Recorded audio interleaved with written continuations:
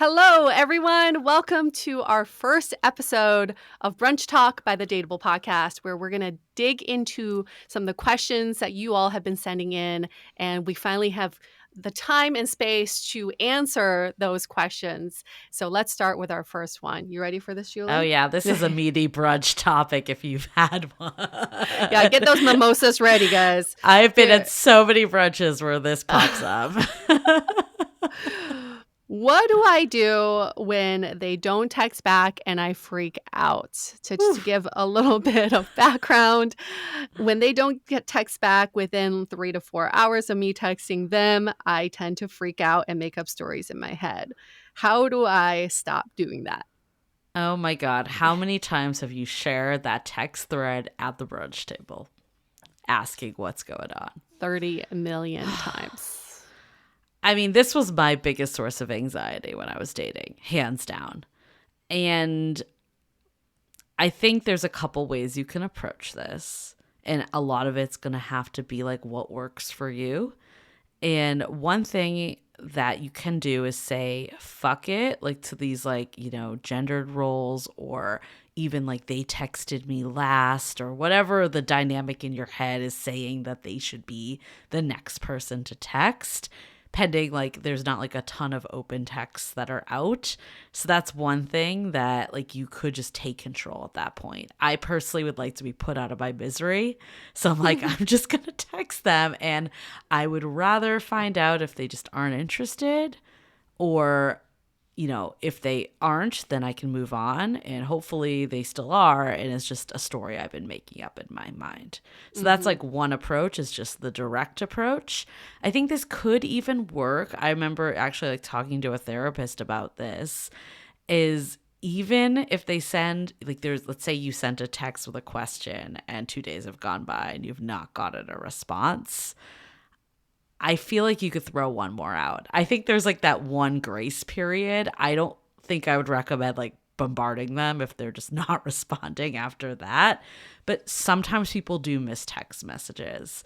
It's not the best sign, but it's also not like, I think sometimes we often read into the significance of text, and everyone is a little bit different with the way they text, which is why this is such a big hot topic early on in dating, because we don't know these people that well and how they actually text and what it actually means. We're just using the rules that we're kind of, that are thrown out there in modern dating culture around texting. Everyone texts so differently. Some people are glued to their phones. Some people tend to turn off their phones during the day sometimes. I know that's a rare breed, but it does happen. The way we interpret text is that we think the minute we send that text, the other person's gotten it. Yes. So for some reason, we make up the story that they're just intentionally staring at your text and going, I'm going to wait. Yeah. I'm going to wait a little bit. And that's not exactly the right way to think about this, because you have no control of when and how they receive the text. You could send the text and maybe they're, I don't know, in the shower, on the toilet, or they're at work and they see it 5 hours later. You don't know. Ultimately, we can only control how we control this situation, like how we act and how we feel. We cannot control how other people are going to text us. So one thing to think about is to get ahead of it. Know that, hey, you do get anxious if you don't get a text back within 3 to 4 hours. Then ask a question in your text that has some sort of urgency. Can you text me back within the next few hours? I like to know this or that. Get rid of the small talk over text, because I can guarantee you small talk doesn't garner immediate response. No, Right. Hey, hope you're having a great day. Well, I don't need to reply to that text because it has no sense of urgency. Also know that if you are really into someone and this anxious tendency pops up, is you can say it to them in early dating, even on a first date. I really enjoyed our time together. Just so you know, I get a little anxious if the texting doesn't come back right away. I really appreciate it if, you can just keep me updated over text. And then it brings up a conversation with your partner of how they like to text and how they view it. So keep this open mind of how people text, and also know that you can only control yourself. You cannot control other people's behavior. Yeah. I mean, I definitely remember having that conversation with my now partner about, my one thing is texting. Like, this is what gives Yes, me it is. anxiety. And, I think it's like, it feels like that could be super daunting to have that conversation with someone you barely know and that you're going to come off needy and all of that. But I think remembering that, one, you want to be with someone that you feel secure with. And if someone can't like meet you where you are, and I think there's also a big difference of, needing a zillion things versus like, this is my one thing, that's a Mhm. different situation.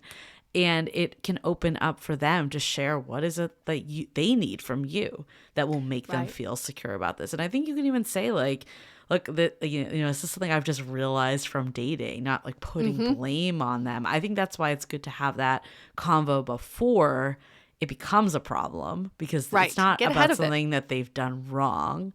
And I Mhm. think like when I said about like you could just be proactive, when you're doing that, I don't think it's like, why didn't you text me back is your Mm. next text. It's just starting a conversation again and then getting to a place that when you're in person, you can have more of that conversation around Yeah. preferred methods and all that. I just think sometimes like we can spend hours ruminating on something when you Yes. could just take an action and then you could be done with it. But again, Yes. that's up to you. I think some people view that very differently. Like I could see the feedback being like, but now I'm the one that has to make all the moves. Yeah. And I don't think that's the case either. Like if you send one extra text, that doesn't mean that you're like the only one that has to initiate everything.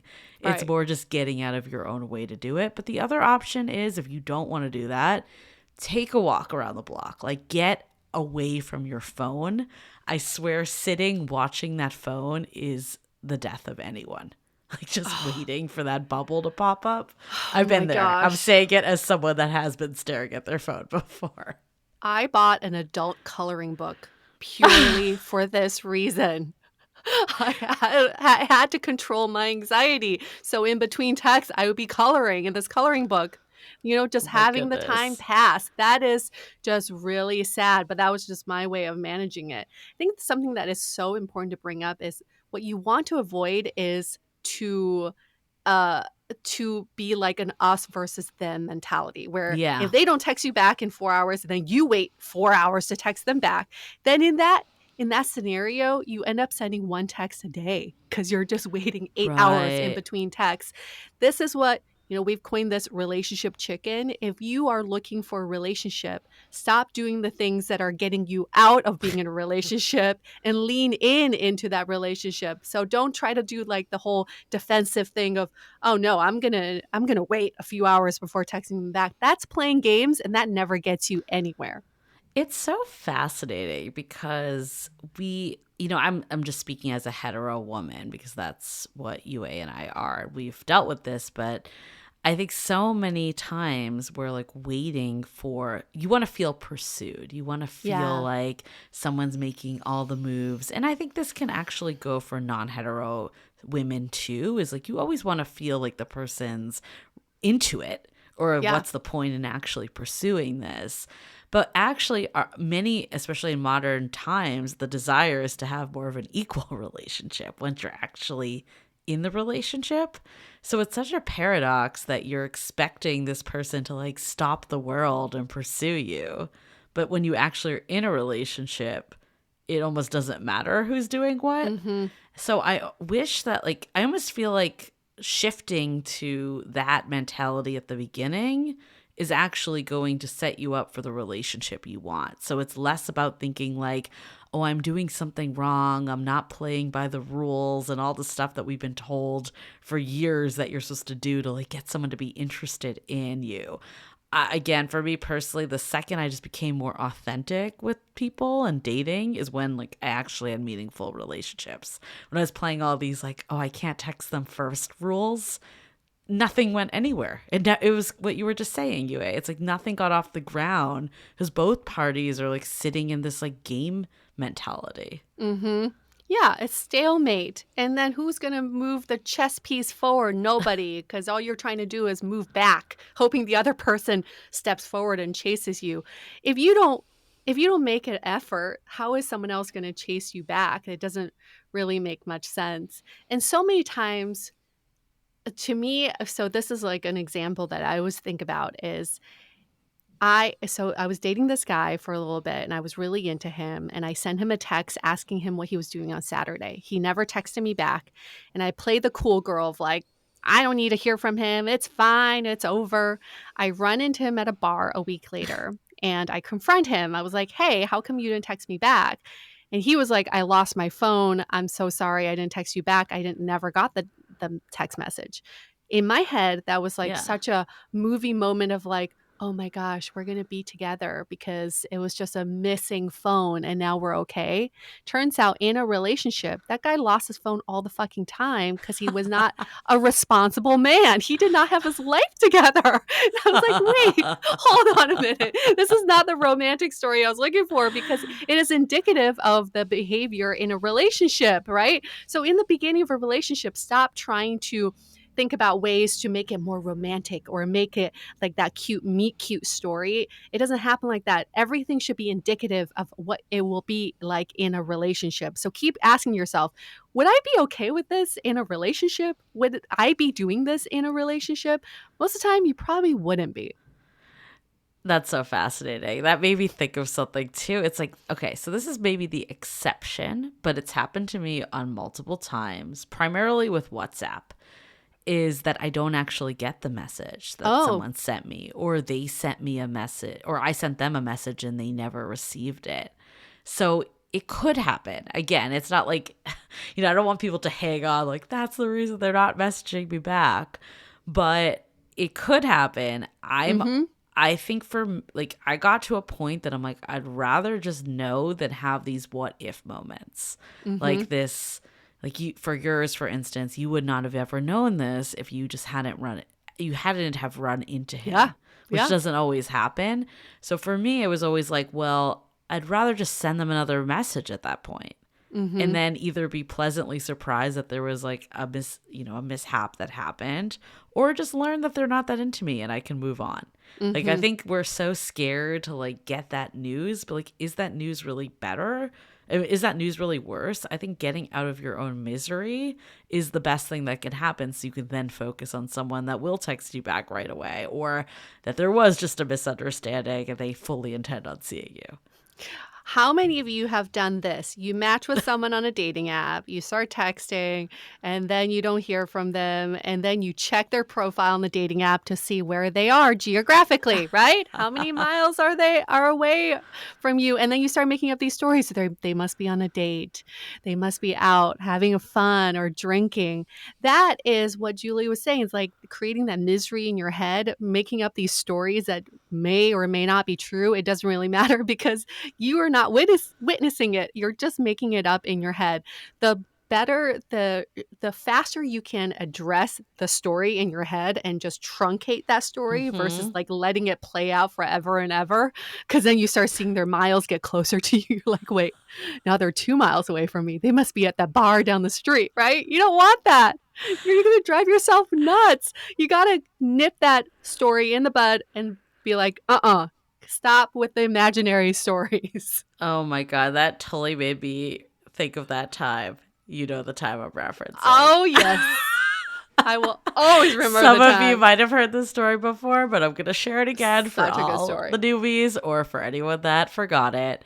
But there was this infamous time that, I had this situation happen. I'm having this back and forth convo with someone that I had a really great date with.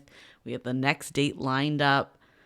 And then I sent a text, "How was your weekend?" or something, that was warranted a reply, but also Yep. wasn't super urgent.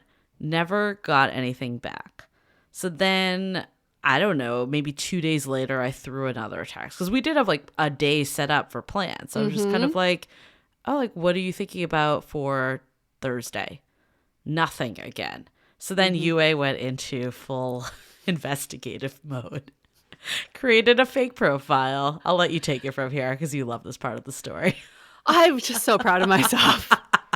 I will offer this as a service one of these days. I am the original Catfish King. Uh, I created this fake profile. I had photoshopped a photo that of a girl that does not exist. She's like a combination of few girls I know. And I made her into this profile where I think many people would be interested. And it was true. Many people matched with her, including said protagonist in this story. And we matched. So I thought I would just catch him, like set up a date with him and not show up. And he ghosted me too. He ghosted But he this did fake pro. talk to you. He He did talk did to talk me. to you. So we knew he was Yes. alive. Because I He was was like, at still one alive. point, I hit a point like, did something happen to this guy? Yes. And we saw the miles go farther away because he lived in Oakland, and then it came back closer to San Francisco. So we knew he was moving around. Yeah. Okay, he was going to work. And he was going home. But it just boggled our minds why he couldn't just pick up the phone and text Julie back. But was it worth our time? Probably not. But it made for a fun story. Well, But Julie, you should update people on what is the final well, update. okay, before I go into the update, because this is like a little on ghosting, but I do think it was worth the time because I could have sat and questioned what happened right. for months, right? Yeah. But I just I sent him another message on Thursday being like, well, I guess this isn't happening, and people have, again, varying levels of how much they want to call someone out when they're not responding to them. For me, I always think about like what is actually going to serve me the best. So instead of thinking about like, oh, they're going to think I'm like pathetic or I'm needy or I'm desperate because I keep messaging them, I want to do whatever is going to give me the most closure so I can move the fuck on. Correct. Yep. And I don't view it as being needy and desperate if you're putting yourself first in this. And like they're the ones that are ignoring you when you've been having a conversation. So I don't think there's anything wrong with that. So that's the first part. But what we did realize is that this guy is now engaged. Mm-hmm. And I did realize I found out that he had a girlfriend like slightly after this whole thing. So a lot of times when this does happen, there's a reason, like there's someone else in the picture. Again, with early dating, it could just be that they're a freaking bad texter, or it could be that they're just unsure of either you or their situation or where they're going or whatever it may be. And it's never fully personal because you just don't know where this other person is at. So he definitely was dating someone else, but a good communicator could have still just been like, hey, things changed. Mm-hmm. So that's all we needed. That's all we needed. Yeah. So lesson learned from this, the more you can get out of your own misery, the better, the faster. And sometimes it's a misunderstanding. Sometimes it's them just being afraid to tell you the truth. But either way is going to benefit you if you can learn that faster. Yes. And no matter what is going on in their mind, whether they're not into you or they're just a bad communicator, you will be doing yourself a favor if you can take the situation into your own hands, be proactive, get in front of it, and preempt the whole anxiety situation. Like just say in the very beginning, I know I have a tendency to get anxious if the texting becomes sparse or I don't hear back from you within a few hours.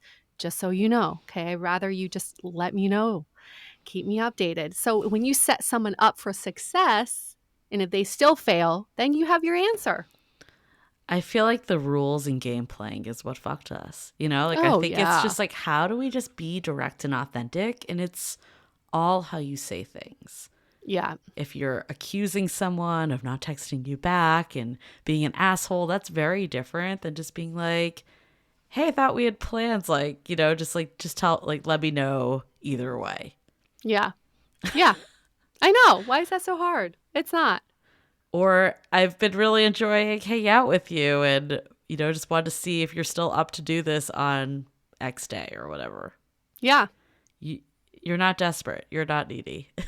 You're communicating. Yes. That's all you're doing. And if they can't meet you, then you have your answer because that's indicative of their behavior in a relationship too. They're not going to be responsive to you.